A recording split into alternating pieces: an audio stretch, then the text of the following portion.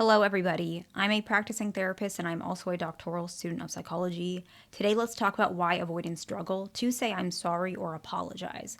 Now, a lot of the reasons I'm not using them as an excuse.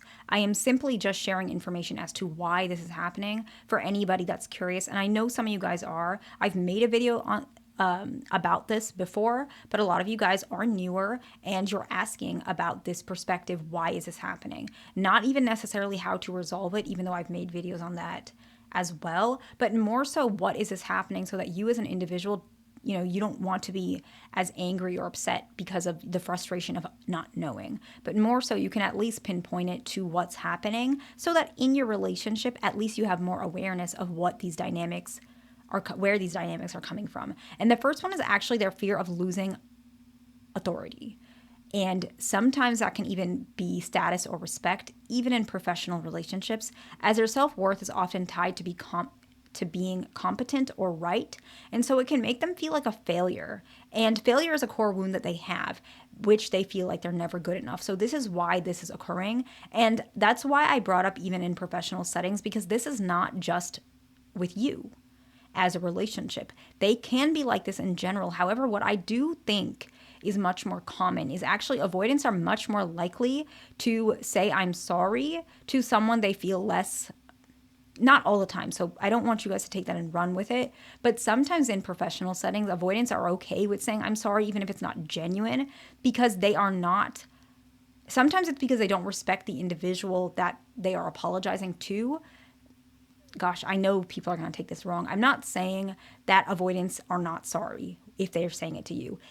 Sometimes avoidants are more comfortable saying I'm sorry to people who are less close to them, simply because their wound of being a failure will not show up because they don't care as much about if the person perceives them as a failure or not. And so unfortunately, this can be very confusing because if they love you a lot and they're not very healed, saying I'm sorry to you is a lot harder because you thinking of them as a failure is more painful to them. However, if they're healing more, they're going to be more comfortable saying I'm sorry. I hope that made sense. The next one is that they struggle with extreme emotions, including their own, and often need time to process how they feel so that they can be less unsure of how they're feeling and how their actions impacted you. And so this often can lead to distancing, and it doesn't mean they're not going to apologize, but it's more so the struggle of why it's so difficult. Some people who are more able to evaluate emotional situations a little bit more clearly, and they don't see it as so complex, or even if they see it complex, they're able to navigate those complexities. It's easier for them to say, I'm sorry, because they're understanding all the angles or more of the angles within the relationship or that particular paradigm. Whereas an individual who is avoidantly attached, it's a little bit harder because they have to navigate all these variables and they're not actually sure truly what happened in this scenario for them to apologize for. And they want to understand it, which is why it leads to distancing. The next one is sometimes avoidants can equate saying sorry with an inauthentic excuse. And this comes from childhood. So not every avoidant will have this, but many of them do. Often that in their childhood, their parent, especially if their parent wasn't avoidant, they may say, don't say sorry, just fix it. And so often avoidants who have this particular perspective, they will not necessarily say, I'm sorry, but they will just lean towards fixing it.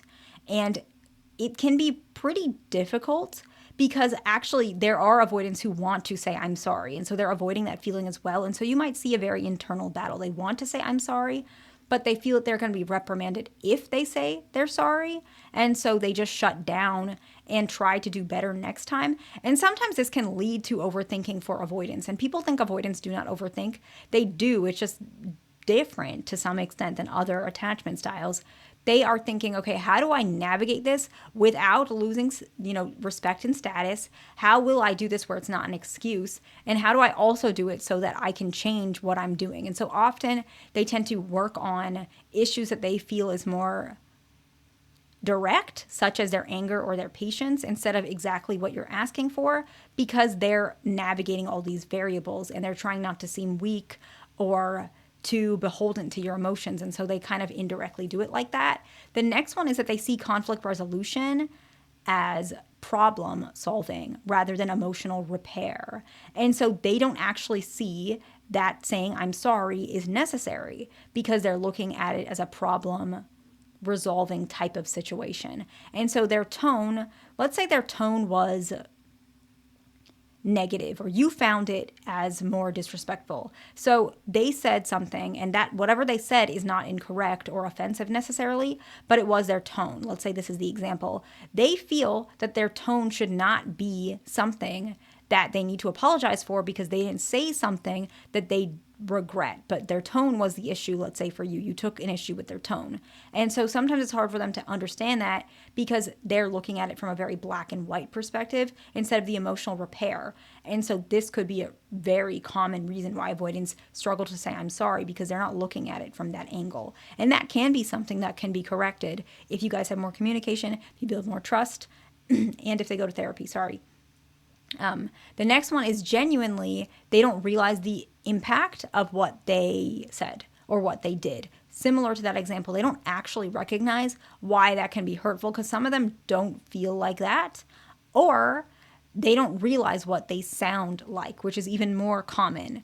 They don't realize how they sounded. And so sometimes by actually communicating, hey, you said it like this, and I'm not trying to be nitpicking, but you said it in a very harsh way. It came across very harsh to me. I wish that you could hear how you sounded because it's not how you typically sound, and that's what bothered me so much. I know you as a person who's very gentle or tries to be very kind with me, but that tone was so harsh, it made me feel like you were not listening or you were disregarding what I'm saying. And that's kind of why I took an issue to it.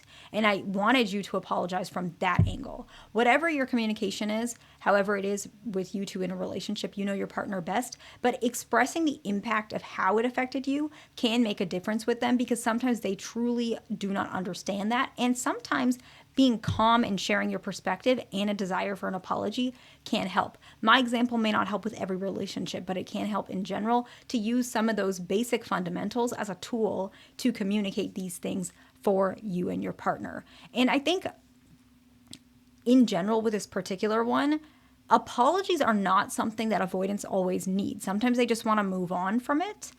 And so they feel like that's how you feel too. So that's why they don't understand the impact. Because for them, some avoidants actually think apologizing can be annoying to some extent, and that they don't want to annoy you, which is why they don't apologize. They just move on from it. And I think a lot of you guys will start to realize how real that is for a lot of avoidants. Most avoidants are like that. And it's kind of one of the main core reasons why apologies can be so difficult because they feel so strongly that apologies are unnecessary or they don't realize the impact or how apologizing can actually make a difference. And the last one is if they admit they're wrong or sorry, they feel like they're giving you an opportunity to want to leave them. I actually worked with a couple couples recently who admitted to this in therapy, just in general. A lot of times the avoidant might say, well, if I say that I'm sorry, you might hold that against me and take that as an actual reason to leave me. And that makes me worried because that's not, it's not that I want you to leave. I'm not trying to hurt you. And so they get really confused about how to navigate that. And so let's summarize and then we'll wrap it up. The first one is feeling fear of losing authority. The next one is struggle with extreme emotions. The next one is they can equate sorry with an excuse, basically. The next one is they see conflict resolution more as problem solving rather than emotional repair. The fifth one is that they don't realize the impact of or the extent of the impact on you, so they don't see that apology is necessary. And the sixth one is they actually fear if they outwardly say I'm sorry, that gives you a reason to leave. So I hope this video is helpful to somebody. Please like, subscribe. I'll see you in the next one.